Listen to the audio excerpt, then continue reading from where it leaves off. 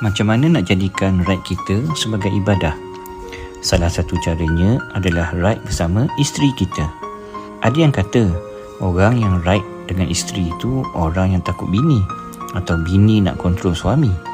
Tapi bagi aku, ride dengan isteri ini adalah satu rahmah. Atas motor ni lah tempat kita cipta memori.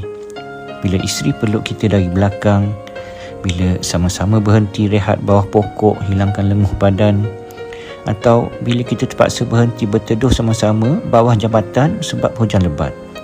Masa tu kita sedar tak ada masalah yang tak boleh diselesaikan bila kita ada satu sama lain. Kita selalu fikir ibadah tu cuma atas jadah, padahal dalam Islam, usaha kita nak eratkan kasih sayang suami isteri itu pun satu ibadah yang sangat besar pahalanya. Ride yang paling bermakna bukan tentang sebesar mana motor kita, tapi tentang siapa yang sudi teman kita kat seat belakang ke mana jua kita nak pergi. Semoga kebahagiaan kekal milik kita semua.